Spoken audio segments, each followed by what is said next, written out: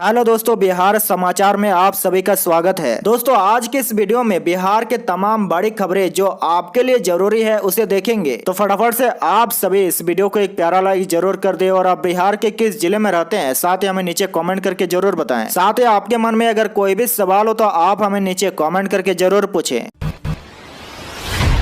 चलिए आज की पहली खबर में देखें, यूपी के फूलपुर से चुनाव लड़ेंगे नीतीश कुमार। जेडीयू अध्यक्ष बोले अंबेडकर नगर और मिर्जापुर से भी ऑफर, पीके को बताया व्यापारी। जी हां, नीतीश कुमार यूपी के फूलपुर, अंबेडकर नगर या फिर मिर्जापुर से चुनाव लड़ सकते हैं। जेडीयू के राष्ट्रीय अध्यक्ष ललन सिंह ने कहा है कि इन तीनों जगहों से कार्यकर्ताओं की इच्छा है कि नीतीश कुमार वहां से लोकसभा का चुनाव लड़े। यही नहीं, मीडिया से बातचीत में जेडीयू के राष्ट्रीय अध्यक्ष ललन सिंह ने पीके को व्यापारी और बीजेपी का एजेंट बताया है। दरअसल नीतीश और पीके की मुलाकात के बाद विपक्षी एकता और 2024 में लोकसभा चुनाव को लेकर सरगर्मियां तेज होने लगी है। मीडिया से बातचीत में ललन सिंह ने कहा कि सीएम नीतीश कुमार के लिए कई राज्यों से वहां के कार्यकर्ताओं ने चुनाव लड़ने के लिए आमंत्रित किया है। उत्तर प्रदेश के फूलपुर लोकसभा सीट से चुनाव लड़ने के सवाल पर ललन सिंह ने कहा कि फूलपुर की जनता नीतीश कुमार को चाहती है, उनका हम सम्मान करते, लेकिन नीतीश जी चुनाव लड़ेंगे या नहीं उनको ये फैसला करना है। साथ में उन्होंने ये भी कहा कि लोकसभा चुनाव होने में 20 महीने की देरी है। ये वहां के कार्यकर्ताओं को नीतीश कुमार के प्रति प्रेम है। उन्होंने बताया कि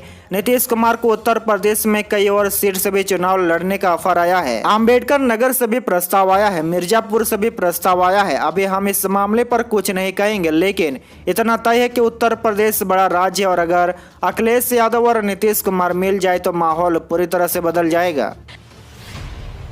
बड़ी खबर में देखिए, मुसीबत में फंसी तेजस्वी यादव, सीबीआई ने उसकी जमानत रद्द करने के लिए कोर्ट में अर्जी लगाई। जी हां, बिहार के डिप्टी सीएम तेजस्वी प्रसाद यादव बड़ी मुसीबत में फंसते नजर आ रहे हैं। सीबीआई ने तेजस्वी यादव की जमानत रद्द करने के लिए कोर्ट में अर्जी लगाई है। कोर्ट ने अगर सीबीआई की अर्जी मंजूर कर ली तो तेजस्वी प्रसाद यादव को जेल जाना पड़ सकता है। सीबीआई की अर्जी के बाद सीबीआई के स्पेशल जज गीतांजलि गोयल ने तेजस्वी यादव को नोटिस जारी किया है। कोर्ट ने तेजस्वी से जवाब मांगा है कि क्यों नहीं उनकी जमानत रद्द कर दी जाए। सीबीआई सूत्रों से मिल रही जानकारी के मुताबिक सीबीआई ने आईआरसीटीसी घोटाले में जमानत पर रिहा हुए तेजस्वी की जमानत रद्द करने के लिए याचिका दायर की है। आपकी जानकारी के लिए बता दें कि आईआरसीटीसी टेंडर घोटाले मामले में तेजस्वी 2018 से जमानत पर है। सीबीआई तेजस्वी यादव समेत दूसरे आरोपियों के खिलाफ आईपीसी की धारा 420, 120वीं और भ्रष्टाचार निरोधक अधिनियम की विभिन्न धाराओं के तहत आरोप पत्र दाखिल कर चुकी है। इन धाराओं में तेजस्वी के लिए काफी मुश्किल खड़ी हो सकती है। कोर्ट में इस मामले के ट्रायल के दौरान पर्याप्त सबूत और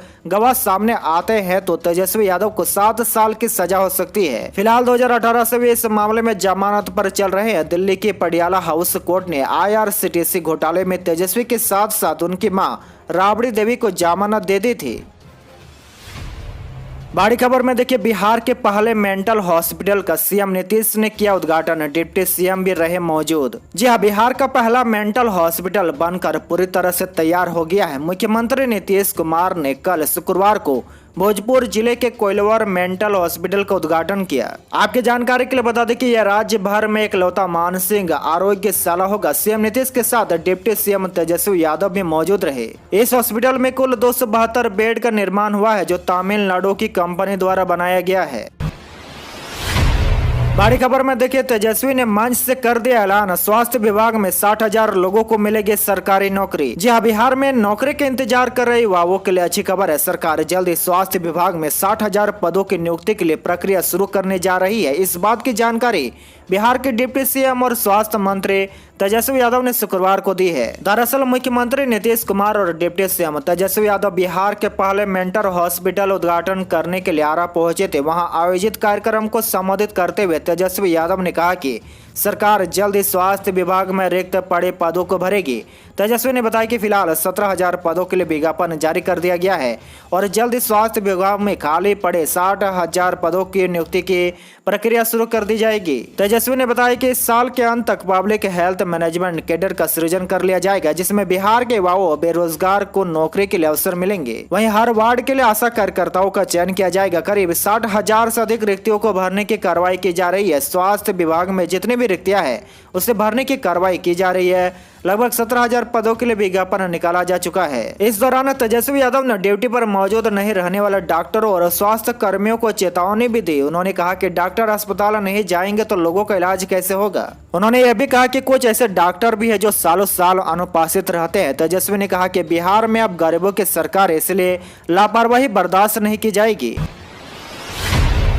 बड़ी खबर में देखिए, अगले महीने बिहार दौरे पर आ सकते हैं पीएम मोदी, फर्टिलाइजर प्लांट का करेंगे उद्घाटन। जी हां, प्रधानमंत्री नरेंद्र मोदी अगले महीने बिहार दौरे पर आ सकते हैं। पीएम मोदी बेगूसराय स्थित हिंदुस्तान उर्वरक एवं रसायन लिमिटेड के फर्टिलाइजर प्लांट का उद्घाटन करेंगे। इस बात की जानकारी पटना पहुंचे केंद्रीय रसायन एवं उर्वरक राज्य मंत्री भगवंत खुबा ने दी है। आपको बता दें कि साल 2019 में पीएम नरेंद्र मोदी ने बरौनी फर्टिलाइजर प्लांट का आधारशिला रखी थी। इस प्लांट से अक्टूबर महीने से उत्पादन शुरू हो जाएगा, जिससे किसानों को सस्ते दर यूरिया उपलब्ध हो सकेगा। एक दिवसीय बिहार दौरे पर पहुंचे केंद्रीय रसायन एवं उर्वरक राज्य मंत्री भगवंत खुबा ने बताया कि उन्होंने बरौनी के यूरिया प्लांट का दौरा किया है। आने वाले हफ्ते 2 हफ्ते के भीतर यहां से उत्पादन शुरू हो जाएगा। अक्टूबर महीने में प्रधानमंत्री नरेंद्र मोदी इस फर्टिलाइजर प्लांट का उद्घाटन कर सकते हैं।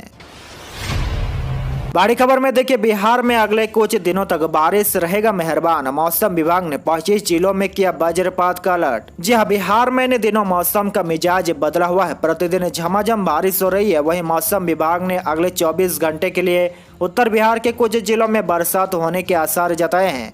साथ ही 25 जिलों में वज्रपात का अलर्ट भी जारी किया गया है। आईएमडी पटना के मुताबिक अच्छी बारिश के लिए जरूरी ट्रफ लाइन बिहार पर मेहरबान है। उत्तरी और दक्षिणी बिहार में यह ट्रफ लाइन लगातार आ और जा रही है। मौसम विभाग के डीजी डॉक्टर मृत्युंजय महापात्र का कल पटना में आगमन हुआ है। महापात्र ने एक प्रेस वार्ता का आयोजन किया। महापात्र ने बताया कि इस साल बिहार में मानसून की स्थिति अच्छी नहीं रही है। इस साल जुलाई और अगस्त में जितनी बारिश होनी चाहिए उतनी अच्छी बारिश नहीं हुई है, लेकिन अगस्त के अंतिम सप्ताह और खास कर सितंबर में मानसून ने अपनी गति पकड़ी है, जिसकी वजह से अच्छी बारिश रिकॉर्ड किया गया है। आने वाले 6 से 7 दिनों में बिहार में अच्छी बारिश की उम्मीद है।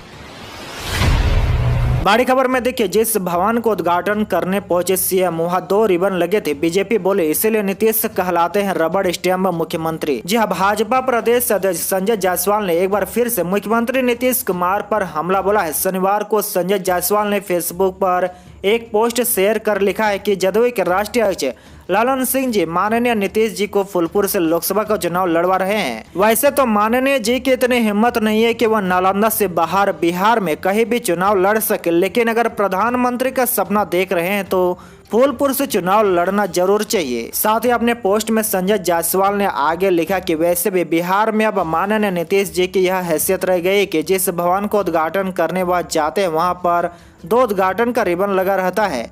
ऊपर वाला रिबन तेजस्वी जी काटते हैं और नीचे वाला रिबन नीतीश जी के हिस्से में आता है। इतिहास की यह पहली घटना होगी कि जब किसी भवन को उद्घाटन मुख्यमंत्री जी करे तो वहीं दूसरा रिबन काट कर उद्घाटन उस विभाग का मंत्री करे। फिर भी मुझसे यह प्रश्न किया जाता है कि मैंने माननीय नीतीश जी को रबर स्टैम्प मुख्यमंत्री क्यों कहता हूँ। अगली बड़ी खबर में देखिए, सीएम पर भड़के विजय सिन्हा ने हमला बोला, सिर्फ अपने नाम के लिए जीते हैं नीतीश कुमार। जी हां, विजय कुमार सिन्हा ने कहा कि कुछ लोग सिर्फ अपने नाम के लिए जीते हैं, लेकिन उनके चले जाने के बाद उनका नाम खत्म हो जाता है। लेकिन जो लोग काम कर रहे हैं उनकी पहचान कभी खत्म नहीं होगी, ये बात जनता भी जानती है।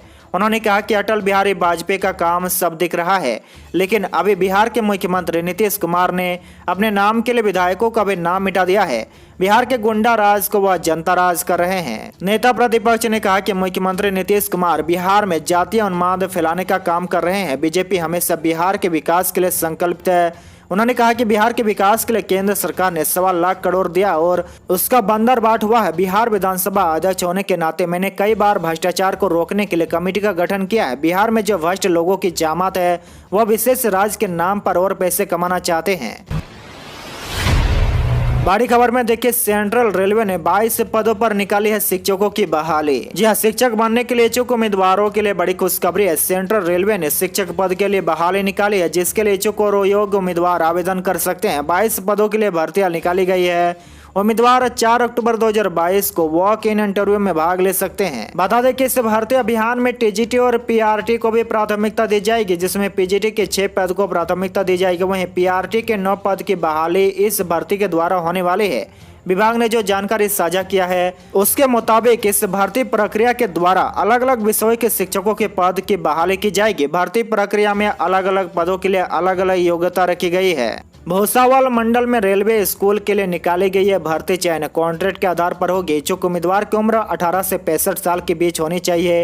वहीं पीजीटी पद पर चयनित उम्मीदवारों को 27,500 रुपये मासिक वेतन रहेगा। वहीं टीजीटी पद पर 26,250 रुपये और पीआरटी पद पर चयनित उम्मीदवार को 21,250 प्रति माह मिलेगा। उम्मीदवार इंटरव्यू के लिए भूसावल स्थित डीआरएम ऑफिस में 4 अक्टूबर को शामिल हो सकते हैं। बड़ी खबर में देखिए, बिहार के नगर निकाय चुनाव में दिलचस्प मुकाबला, एक दूसरे के खिलाफ उतरे पति और पत्नी। जी हां, पुनपुन नगर पंचायत को लेकर अनुमंडल कार्यालय में पूरे दिन गहमा गहमी रही। अनुमंडल कार्यालय स्थित भूमि सुधार उप सुधार उपासमाता के कार्यालय कक्ष में पुनपुन नगर पंचायत का नामांकन हो रहा है।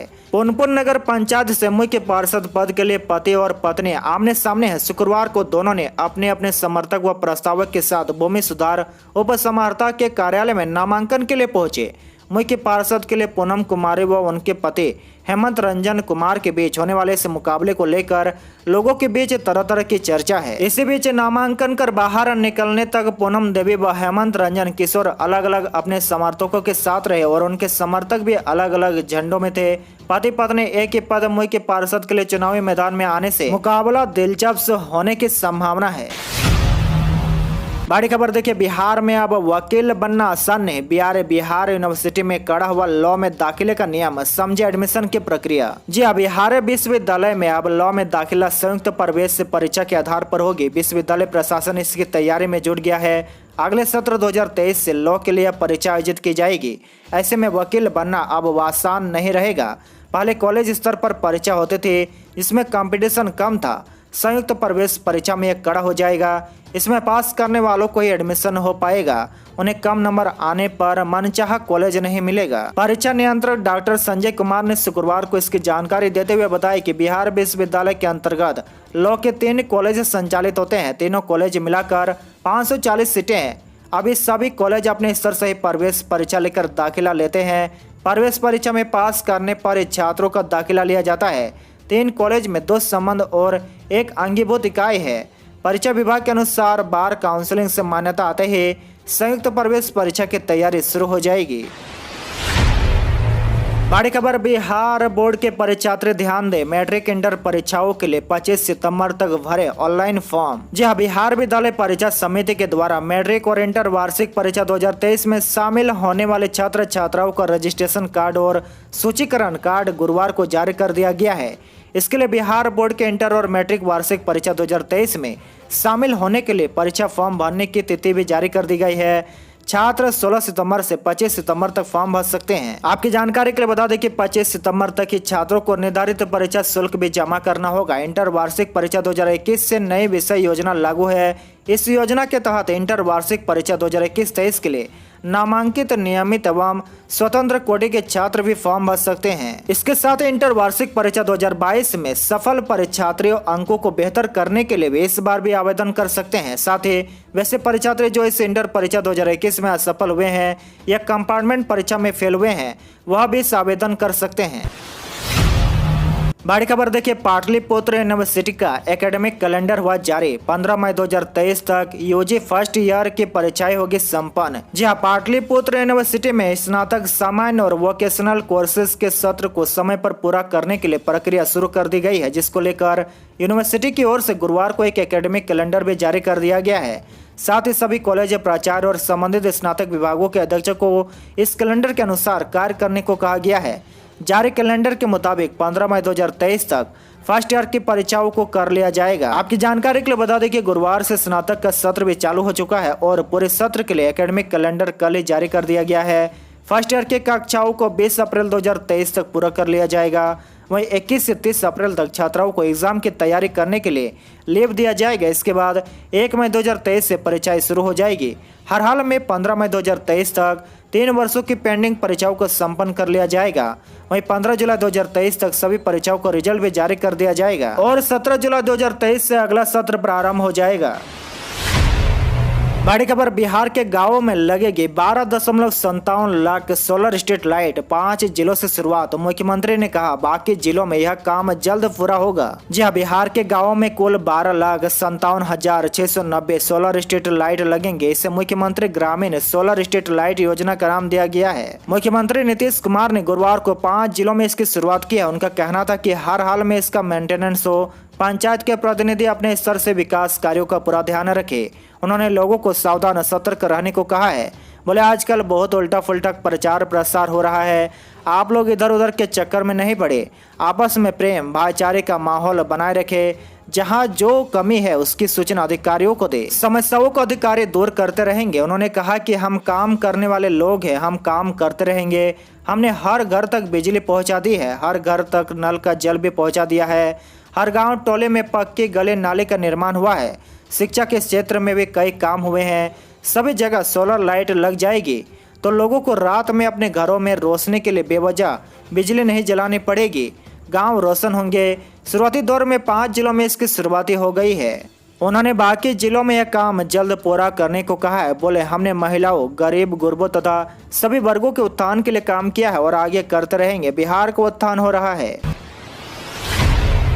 बड़ी खबर में देखिए, देश के सरजमी पर 8 चीते पीएम ने छोड़े, कोनों में मोदी ने फोटो खींचे, खाना पानी मिलने के बाद चीतों ने लगाई छलांग। जी हां, भारत का 70 साल का इंतजार शनिवार को उस वक्त खत्म हो गया जब नाम्बिया से आए 8 चीतों ने देश के सरजमी पर पहला कदम रखा। प्रधानमंत्री नरेंद्र मोदी ने कोनो नेशनल पार्क में बॉक्स खोलकर 2 चीतों को क्वारंटाइन बाड़े में छोड़ा।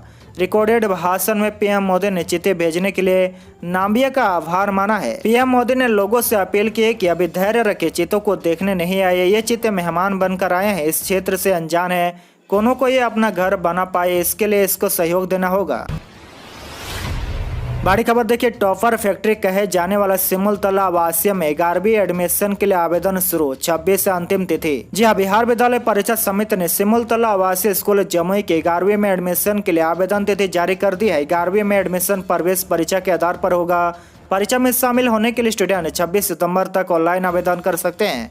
परीक्षा शुल्क 960 रुपये जमा करने होगी। स्टूडेंट secondary.biharboardonline.com पर जाकर ऑनलाइन आवेदन कर सकते हैं। आवेदक की उम्र 1 अप्रैल 2022 को न्यूनतम 15 वर्ष और अधिकतम 17 वर्ष होनी चाहिए।